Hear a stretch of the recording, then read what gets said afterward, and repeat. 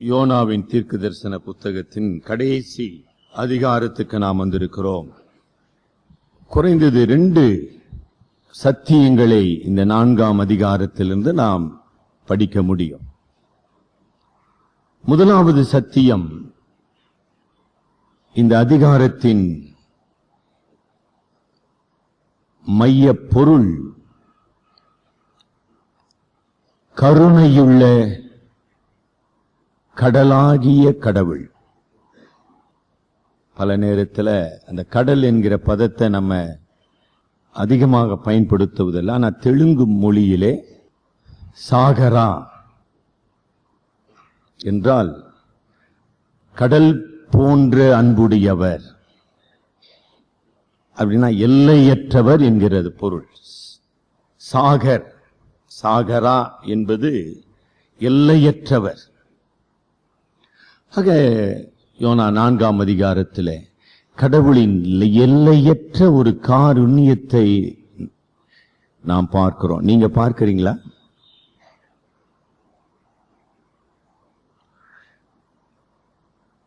மிகுந்த இரக்கமும் மனதுருக்கமும் உள்ள ஒரு கடவுள். எரிச்சலும் கோபமும் உள்ள ஒரு மனிதன். அதான 4ஆம் அதிகாரம். வெறும் மனிதன் அல்ல. யோனா யார்? அவன் தேவனுடைய ஊழியன். தேவனுடைய வார்த்தையை அறிவிக்கிற ஒரு தீர்க்கதரிசி. அவன் எப்படி இருக்கிறான்? எரிச்சலும் கோபமும் மட்டுமல்ல, கடவுளை குற்றப்படுத்துகிறவனாக இருக்கிறான். அபத்தமான ஒரு காரியம்,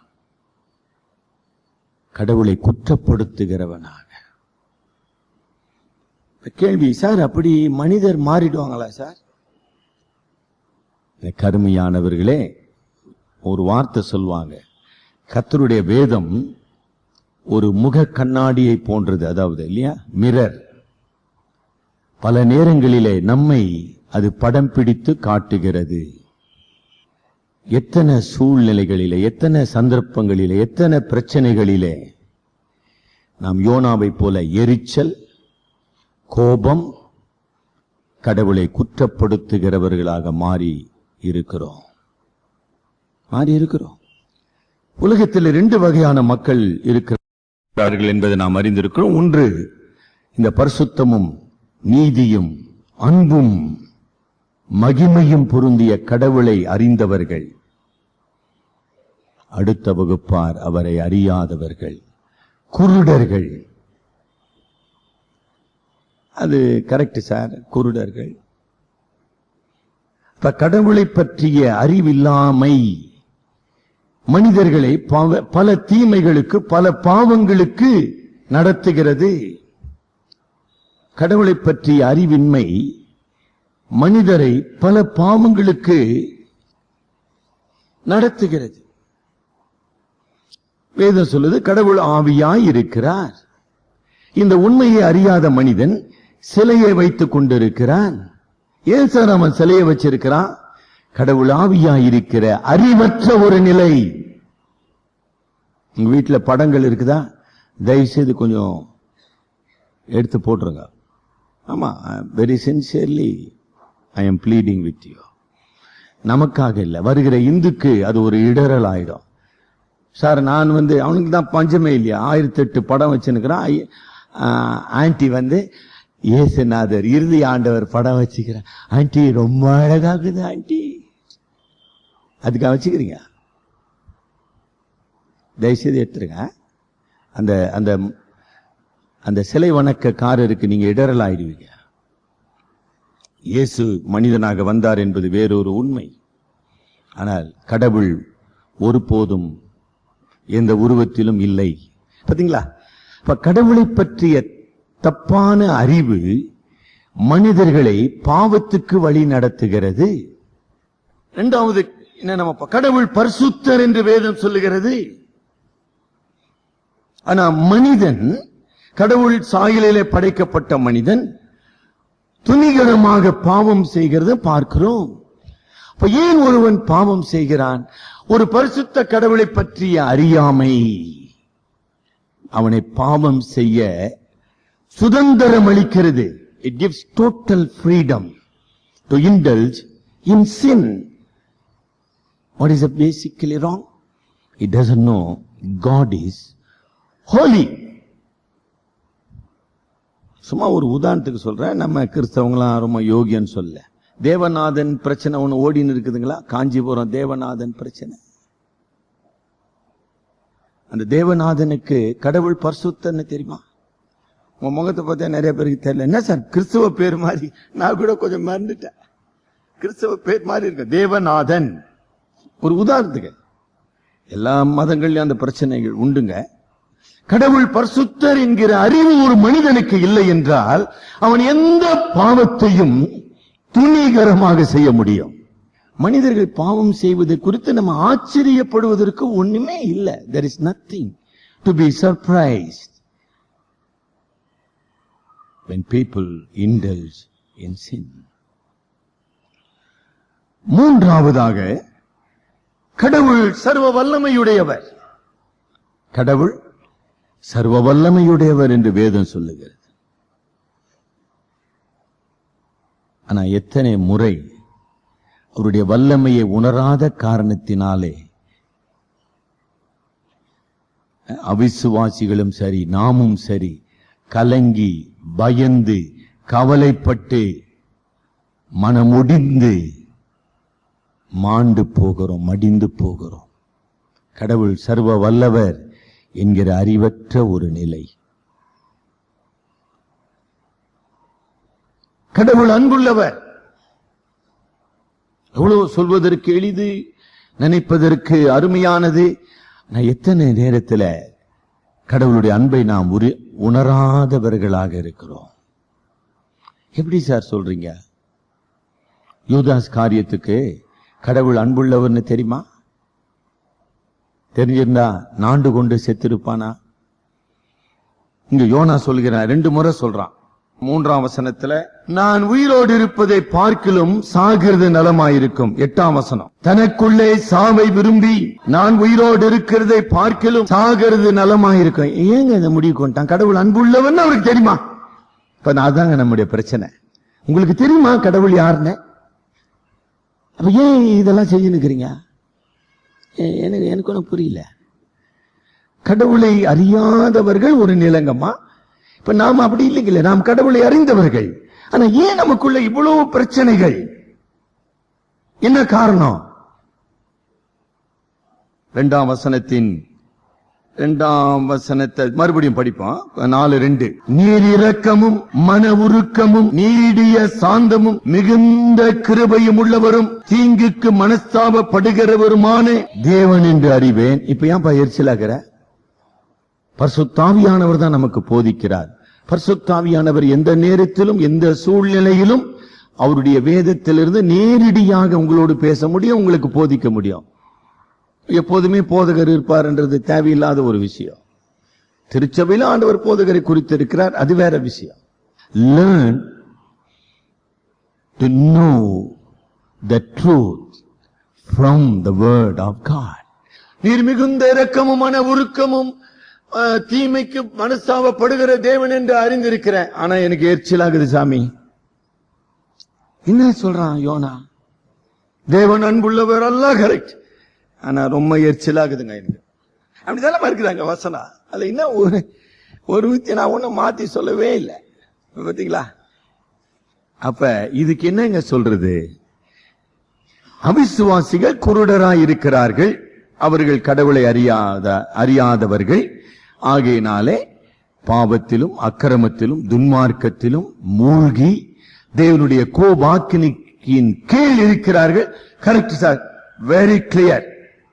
இப்ப நான் கடவுளுடைய பிள்ளைன்னு சொல்றேன், எனக்கு கடவுளை தெரியும்னு சொல்றேன், நான் விசுவாசின்னு சொல்றேன். ஆனா ஏன் நான் எரிச்சலாகிறேன்?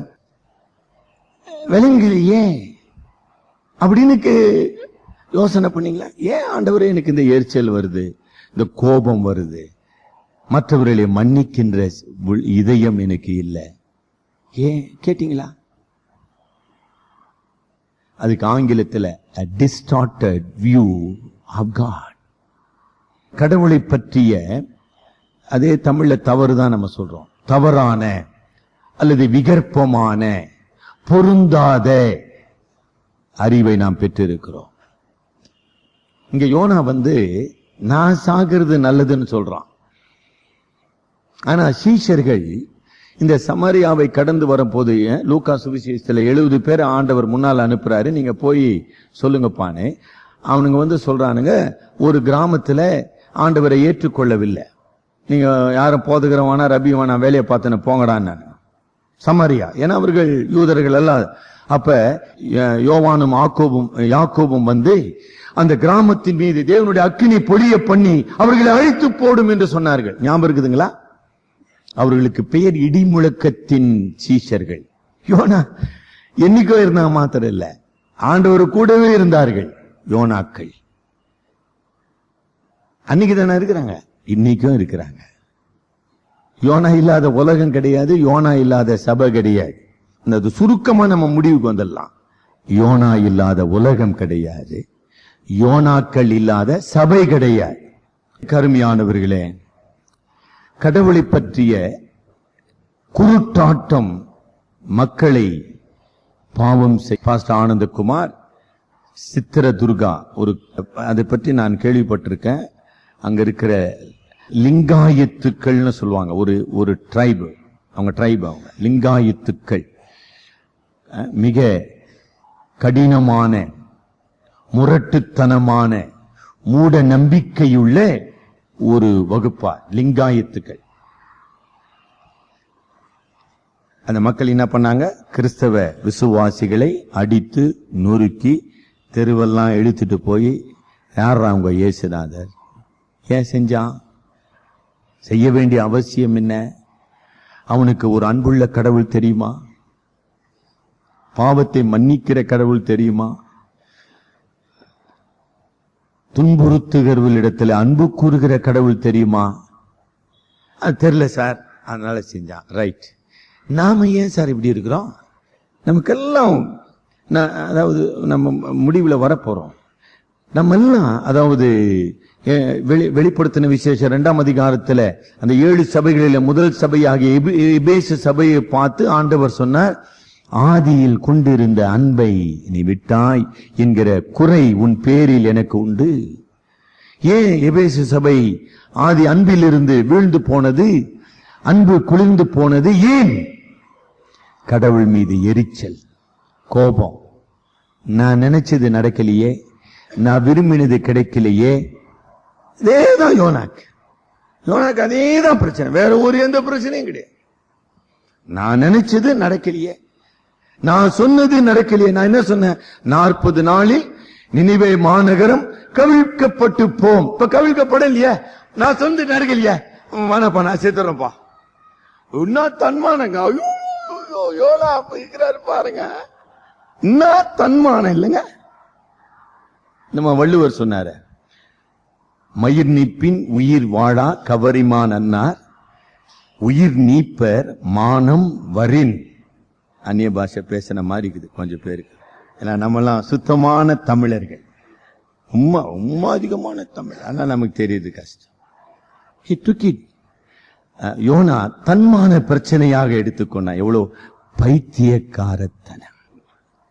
கடவுள் மிகுந்த இரக்கமும் நீடிய பொறுமையும் மன்னிக்கிறதற்கு தயை பெருத்தவருமாயிருக்கிறார். வார்த்தைலாம் கவனிச்சிங்களா? மிகுந்த இரக்கம், நீடிய பொறுமை, மன்னிக்கிறதற்கு தயை பெருத்தவராயிருக்கிறார். யோனாக்கு அது விளங்கவே இல்லையே. எனக்கு அருமையானவர்களே, இப்படிப்பட்ட ஒரு கடவுளை யோனா குற்றம் பிடிக்கிறவனாக அங்க இருக்கிறத நம்ம பார்க்கிறோம். அதை எளிமையாக புரிந்து கொள்ள வேண்டுமானால் நம்ம ரொம்ப ஒரு எளிமையான உதாரணம், இந்த கூலிங் கிளாஸ், சன் கிளாஸ் எல்லாம் சொல்றோம். ஒரு கருப்பு கண்ணாடி அல்லது பச்சை கண்ணாடியை நான் என் கண்ணில் போட்டுக் கொள்வேனால் எல்லாம் பச்சையா தெரியும், எல்லாம் கருப்பா தெரியும். அந்த மாதிரி யோனா ஒரு கண்ணாடியை அணிந்து கொண்டான். என்ன கண்ணாடி?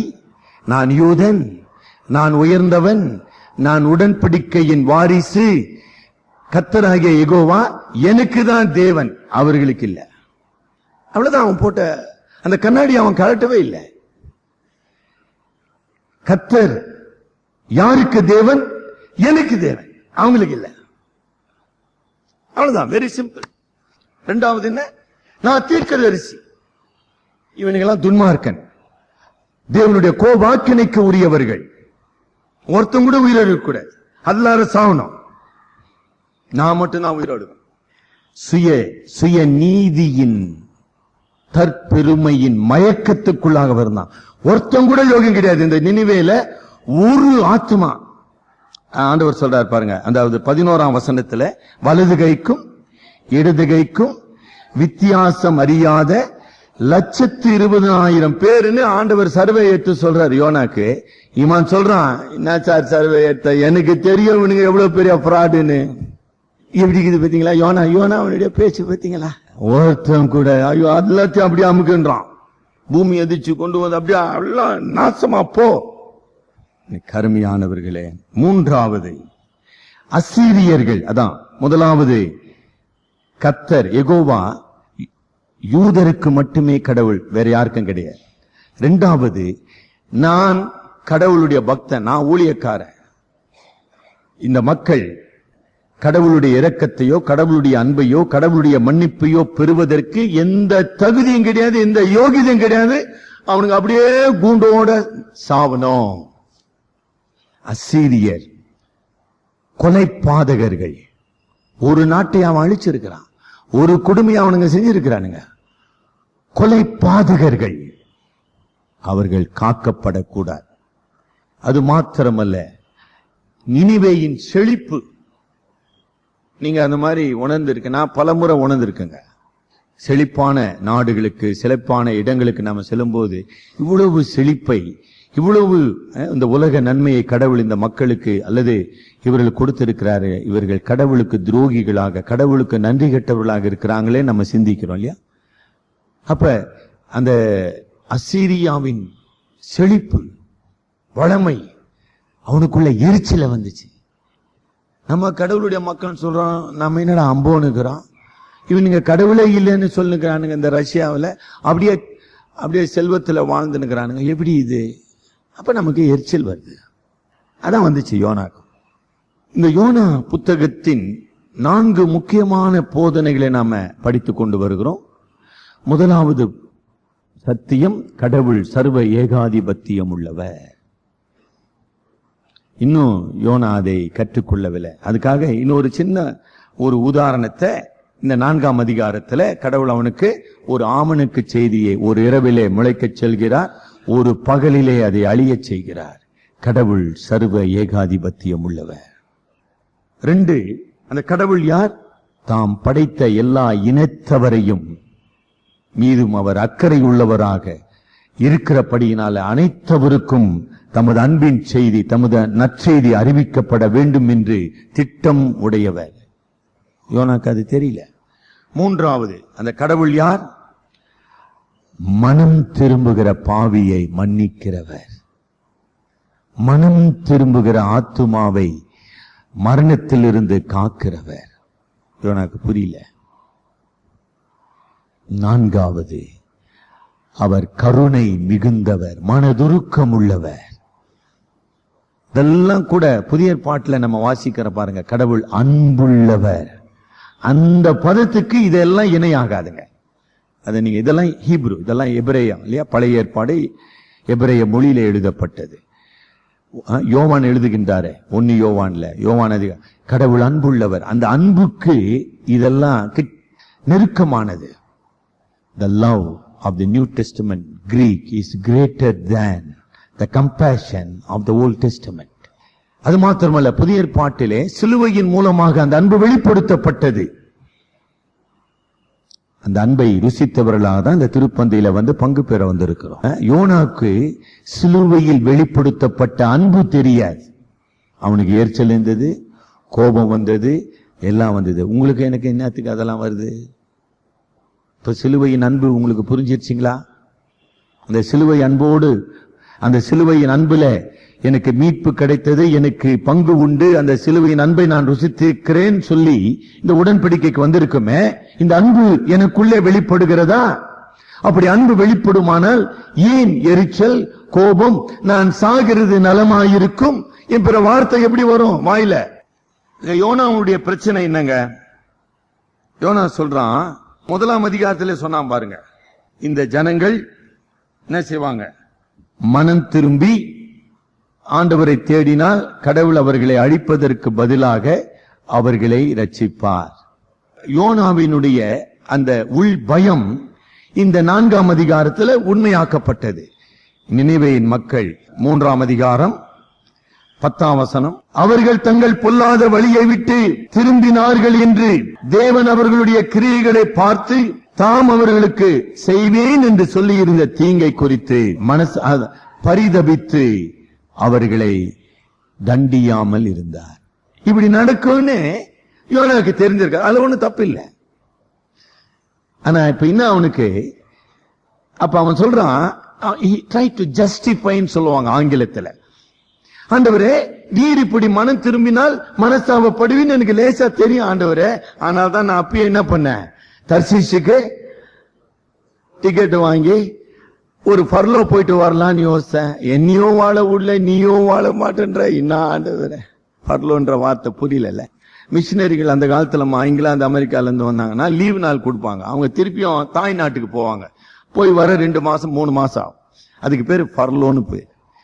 அப்ப சொன்னா, தீர்க்கதரிசி ஆகிய நான் எனக்கு கொஞ்சம் லீவு கொடுத்தீங்கன்னா நான் தர்சீசு பட்டணத்துல போய் ஊரெல்லாம் பார்த்துட்டு அப்படியே வந்திருப்பேன் நிம்மதியா. ஆண்டவரே, என் சந்தோஷத்தை கெடுத்துட்டியே நீ. எப்படி இருக்குது பாத்தீங்களா? மக்களுடைய ரட்சிப்பிலே சந்தோஷப்பட முடியாத ஒரு ஊழியக்காரன், ஆத்துமாக்களின் மனம் திரும்புதலிலே சந்தோஷப்பட முடியாத ஒரு ஊழியக்காரன். அப்படிப்பட்ட ஆள் இருக்கிறானே சபையில கூட இருக்கிறான். எதுக்கு சார் கேட்கிறாங்க நம்ம சபையில, என்னத்துக்கு சார் சும்மா எங்க ஊர்ல போய் சபைலாம் நாட்டுன்னு, ஏதோ வந்தமா ஏதோ நடத்தணுமா காணிக்கை எடுத்தமா முடிச்சுமா போங்க சார். நீங்க என்ன சும்மா ஊரெல்லாம் போயின்னு சுவிசேஷம் அறிவிச்சுக்கின்னு அங்க போய் ஆலயம் கட்டிக்கின்னு என்னங்க வேற வேலை இல்லைங்க? எவ்வளோ ஒரு தெளிவான சிந்தனையில இருக்கிறாங்கல்ல. சொல்லியிருக்காங்க என்கிட்ட, ஏன் சார் சும்மா இருக்கிற ஊர்ல எல்லாம் போய் சபை ஊழியம் செஞ்சுன்னு சபை நடத்தினு, அதுக்கு இது இல்ல கூரை போடணும் அதை போடணும், ஏதோ வந்தமா முச்சமா போனோமா. ஏன் இந்த மக்களை குறித்து அக்கறை எனக்கு வேண்டும்? எதற்கு அந்த கரிசனை? அப்படின்னா உனக்கு இயேசுவின் இதயம் இருக்குதா? தேவனுக்கு சமமாயிருப்பதை கொள்ளையாடின பொருளாக நாமல் தம்மை தாமே வெறுமையாக்கி அடிமையின் ரூபம் எடுத்து சிலுவையின் பரண பரிந்து தன்னை தாழ்த்தினாரே. நான் உங்களுக்கு போதகரும் ஆண்டவருமாயிருக்கிறேன். நான் ஒருவருடைய கால்களை கழுவினது உண்டானால் நீங்களும் அப்படி செய்யும். அப்ப இயேசுவின் இதய அன்பு உங்கள் இதயத்தில் இருக்குதா? அப்படி இருந்தா இந்த கேள்வி எல்லாம் வருமா? இது தண்ட செலவு, அது தண்ட செலவு, இது எதுக்கு? என்ன பேசிக்கொண்டு இருக்கிறோம் நம்ம? அப்ப பாத்தீங்களா, சபையில நிறைய யோனாக்கள் இருக்கிறாங்க. நீங்க ஒருவேளை சந்திக்காம இருக்கிறாங்க. ஆனா ஆத்துமாக்களை குறித்த அக்கறையற்ற மனிதர்கள். ஒரு மனுஷன் இந்த உலகம் முழுவதையும், எனக்கு நல்ல ஞாபகம், 1977ஆம் ஆண்டு டாக்டர் பில்லி கிரஹாம் அவர்கள் சென்னைக்கு வந்த போது Bangalore UTC union theological college ஒன்னு இருக்குதுங்கம்மா. அதனுடைய பிரின்சிபல் அவர் பேரு Russell Chandran, doctor Russell Chandran. அப்புறம் பின்னால் அவரை சந்திக்க எனக்கு வாய்ப்பு கிடையாது. இப்ப டாக்டர் ரசல் சந்திரன் பெங்களூர் டெலிகிராப்ல ஒரு பேட்டி கொடுக்கிறார், ஒரு ஆர்டிக்கல் எழுதுறார். அந்த நேரத்தில் தான் ஆந்திராவில் மாபெரும் புயல் வந்து எத்தனையோ கிராமங்கள், ஆமா, ஆயிரக்கணக்கான சுனாமி மாறி ஆயிரக்கணக்கான மக்கள் மாண்டு போனார்கள். டாக்டர் பில்லிகிராம் அவர்கள் செப்டம்பர் மாசம் அக்டோபர் மாசத்துல வராரு. அந்த முந்தின ஜூன் மாசத்துல அது நடந்தது, அந்த பெரிய அழிவு நடந்தது ஆந்திரால. அப்ப டாக்டர் ரசல் சந்திரன் எழுதுறாரு, இந்த இந்திய நாட்டுக்கு சுவிசேஷம் தேவையா, நல்ல சமாரியர்கள் தேவையா? அதாவது சமூக சேவையாளர்கள் தேவையா, சுவிசேஷத்தை அறிவிக்கிற வெறும் சுவிசேஷகர் தேவையான ஒரு ஆர்டிக்கல் எழுதி அப்படியே அந்த காலத்துல டிவி கிடையாதுங்களே, 77ல ஆனா நல்ல டாக்டர் பில்லி கிரஹாம் அந்த செய்தி அவருக்கு எட்டப்பட்டது, அதுக்கு ஒரு பதில் கொடுத்தார், ரொம்ப அழகான பதில். திருப்பி அந்த பதில் அதே பெங்களூர் டெலிகிராஃப்ல போட்டானுங்க. என்ன பதில் கொடுத்தார் தெரியுமா? சொன்னார், I write this to my dear friend Dr. Russell Chandran. ஒரு மனிதன் இந்த உலகம் முழுவதும் ஆதாயப்படுத்திக் கொண்டாலும் தன் ஆத்மாவை நஷ்டப்படுத்தினால் அவனுக்கு லாபம் என்ன? ஒரு ஆத்மாவின் ரட்சிப்பு இந்த உலகம் அனைத்திலும் மிக பெரியது. ஆகையினாலே அந்த ஆத்மாக்களை தேடி நான் இந்தியாவுக்கு வந்திருக்கிறேன் அப்படின்னு அவர் இந்தியாவில் இறங்கின உடனே ஆந்திராவுக்கு சென்று அந்த நாள்ல 8 மில்லியன் அமெரிக்கன் டாலர் புயலினாலே பாதிக்கப்பட்ட மக்களுக்கு அந்த நேரத்தில் கொடுத்தார். அப்படியே on the moment 8 million American dollar அதை கொடுத்துட்டு வந்துதான் இங்க நேரு ஸ்டேடியத்தில் பிரசங்கம் பண்ணார். உண்மை, நம்ம நல்ல சமாரியர்களாக மக்களுடைய கண்ணீர்கள், மக்களுடைய வேதனைகள், மக்களுடைய துன்பங்களை, துயர்களை துடைக்க வேண்டும். ஆனால் அது அவர்களுக்கு ரட்சிப்பை கொடுக்கும். மழுவிலிருந்து மீட்டு அவனை நித்திய வாழ்வுக்குள்ள கொண்டு செல்ல வேண்டும். யோனாவினுடைய சுய திட்டம் அங்கு தோல்வி அடைந்தது. அதாவது நினிவே அழிக்கப்படவில்லை. யோனாவினுடைய சுய பெருமை அங்கு பாதிக்கப்பட்டது. காரணம், அவன் சொன்னா நினிவே அழிக்கப்பட்டு போக, அழிக்கப்படவில்லை. 4ஆம் அதிகாரத்துல ஒரு சின்ன கூடாரம் போட்டு ஊருக்கு வெளியே ஏன்னா ஊர்ல இருந்து அழிஞ்சு போயிடுமே, அதனால வெளியே கூடாரம் போட்டு 40 நாள் அவன் தங்கி இருக்கிறான். அதாங்க விஷயம். அவன் என்ன சொன்னா, 40 நாள்ல நினிவே அழிக்க, இன்னும் 40 நாள் ஆகலைங்கள, ஆகவே இந்த அழிவை பார்த்துட்டு போனோம் அப்படின்னு கூடாரம் போட்டு உக்காந்தான். நம்ம இந்த 4ஆம் வசனத்தோட இன்னைக்கு நிறுத்திடுவோங்க.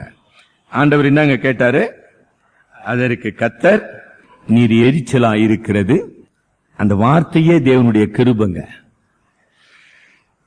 ரோமர் 11ஆம் அதிகாரம் வாசித்தோம் இல்லைங்களா? அந்த 11ஆம் அதிகாரத்தில் 20, 21, 22 படிச்சீங்களா? மனிதனே, தேவனுடைய சித்தத்தை எதிர்த்து நிற்பவன் யார்? மிதியிட்ட களிமண் கொயவனை பார்த்து கேள்வி கேட்க அந்த மண்ணுக்கு என்ன உரிமை இருக்கிறது? எவன் மேல் இரக்கமாயிருக்க சித்தமாயிருக்கிறனோ அவன் மேல் நான் இரக்கமா. ரொம்ப முக்கியமான ஒரு பகுதி. திருப்பிக் கொள்வோம். ரோமர் 9ஆம் அதிகாரம் 18ஆம் வசனம். எவன் மேல் இரக்கமாயிருக்க சித்தமாயிருக்கிறாரோ அவன் மேல் இரக்கமாயிருக்கிறார், எவனை கடினப்படுத்த சித்தமாயிருக்கிறாரோ. 20ஆம் வசனம். அப்படியானால் மனுஷனே, தேவனோடு எதிர்த்து தர்க்கிக்கிற நீ யார்? உருவாக்கப்பட்ட வஸ்து உருவாக்கினவனை நோக்கி ஏன் என்னை இப்படி உண்டாக்கினாய் என்று சொல்லலாமா? கோபாக்கினுக்கு என்று தெரிந்து கொள்ளப்பட்ட பாத்திரத்தின் மேல் தேவன் நீடிய பொறுமை உள்ளவராயிருந்து அவர்களை கிருபா பாத்திரங்களாக மாற்றுவாரனால் அதை குற்றம் பிடிப்பதற்கு நீ யார்? ரட்சிப்பு, இவன் தானே சொன்னான், யோனா தானே சொன்னான். ரட்சிப்பு கர்த்தருடையதே, கர்த்தர் ரட்சிக்கிறார். நீ ஏன்பா, உனக்கு ஏன்பா எரிச்சல் வருது? நீ ஏன் கோபப்படுகிறாய்? சம்மந்தமே இல்லையே. அந்த ரட்சிப்பில எவ்வளவு சந்தோஷப்பட வேண்டாம். இந்த மாபெரும் நினிவே மாநகரத்தின் ரட்சிப்புக்கு ஆண்டவர் என்னையும் ஒரு கருவியாக பயன்படுத்தினாரே தான் நீ ஆண்டவரை துதித்துக் கொண்டு இருக்க வேண்டும். இங்க யோனா என்ன செய்கின்றான்? அவனுடைய விளைவு தனிப்பட்ட வாழ்க்கையில இல்லையா, தனி வாழ்க்கையில அவனுடைய ஆழத்துவத்தில எரிச்சல், பழிவாங்கும் மனம், மன சோர்வு, விரக்தி, சுய பரிதாபம், பிற்பாடு மன அழுத்தம், டிப்ரெஷன் சொல்றோம். அதுக்குள்ள அவன் வைக்க. இதுக்கு கடவுள் காரணம் அல்ல, கடவுளுடைய செயல் காரணம் அல்ல, எதுவுமே காரணம் இல்லை. ஏன் அதை பேசிக்கொண்டு இருக்கனா, இன்றைக்கு அப்படிப்பட்ட நிலையில இங்க நீங்க அமர்ந்து இருக்கலாம். உங்க நிலைக்கு நீங்க you try to blame God and everybody else. ஆனா கொஞ்சம் யோசனை பண்ணி, இந்த நிலைமைக்கு அவன் எரிச்சல் அடைவதற்கும் கோபத்துக்கும் யார் காரணம்? அவன் தான் காரணம், வேற யாருமே காரணம் கிடையாது. அதை நீங்க இன்னைக்கு தெரிஞ்சுக்கிட்டீங்கன்னா போதுங்க. இரண்டாவதாக, இப்படிப்பட்ட எரிச்சல், கோபம், விரக்தி என்ன செய்யுங்க? என்னை உண்மையற்றவனாக மாற்றி போடும். என்னுடைய வேலையில, என்னுடைய பொறுப்பில, என் மனைவி மீது எனக்கு அன்பு இல்லைன்னா அவளை நான் வெறுக்க ஆரம்பிக்கிறபடியினால அவளுக்கு செய்ய வேண்டிய கடமையை நான் செய்யாதவனாக மாறுகிறேன். பிள்ளையாகிய எனக்கு பெற்றோராகிய தகப்பன் மீது தாய் மீது எனக்கு அன்பு இல்லை என்றால் அவர்களை நான் வெறுக்க ஆரம்பிச்சு பழி வாங்க முற்படுகிறேன். இப்படி பேசுறாங்கன்னா நான் இப்படி செய்வேன்.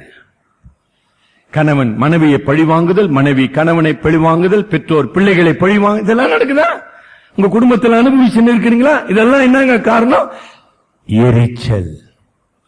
மூன்றாவதாக, கடவுள் சாட்சியாக வைத்திருக்கிற சமுதாயத்திலே, ஊழியம் செய்யும்படி வைத்திருக்கிற சபையிலே வெறுப்பு. யோனாக்கு யார் மேல கோபம் பண்றதுன்னு தெரியல, கடவுள் மேலே குற்றத்தை திருப்பிட்டான். நினைவு மக்களை போய் திட்ட முடியுமா? திட்டி முடிச்சுட்டான். அவன் தான் எல்லாம் திட்டி முடிச்சாச்சு. இப்ப அவன் திருப்பி உள்ள போனா அவனை தெய்வமா கொண்டாடுவானுங்க. அவனுங்க ஐயோ ஐயா தான் காப்பாத்தினாரு அழிவில் இருந்து. கடவுள் நம்மை சபையில வைத்திருக்கிறார். ஆக என்னுடைய ஜெபம் கேட்கப்படவில்லை அல்லது என்னுடைய வாழ்க்கையில இந்த காரியம் இப்படி நிகழவில்லை, ஃப்ரஸ்ட்ரேஷன் ஆங்கிலத்தில் சொல்கிறோம். என்னுடைய நோக்கங்கள், என்னுடைய திட்டங்கள், என்னுடைய விருப்பங்கள் அங்கு தடைப்பட்டு போனது. ஆகவே கடவுள் மீதான அன்பு குறைந்து போனது, உண்மை அற்று போனது. ஊழியத்தில் ஆர்வமின்மை, பொறுப்பின்மை, அன்பின்மை, ஜபமின்மை ஒன்னே கிடையாது. சும்மா அப்படியே வந்து போ. ரிஃப்ளெக்ட். தலைவனிங்க நாம் செபிப்போம். யோனா எரிச்சல் உடையவனாக, கோபமுடையவனாக, பரிசுத்தமும் சர்வ வல்லவரும் அன்பே உருவானருமாகிய கடவுளுக்கு முன்பாக அவன் நின்று கொண்டிருக்கிறான். ஆனால் இன்றைக்கு நீங்களும் நானும் நமக்காக அடிக்கப்பட்ட சரீரம், சிந்தப்பட்ட இரத்தம், சிலுவை நாதராகிய நமது இரட்சகர் முன்பாக நாம் வந்து நின்று கொண்டிருக்கிறோம். இந்த சிலுவையின் அன்பு என்னிலே இந்த அன்பின் ஆவியை தந்திருக்கிறதா?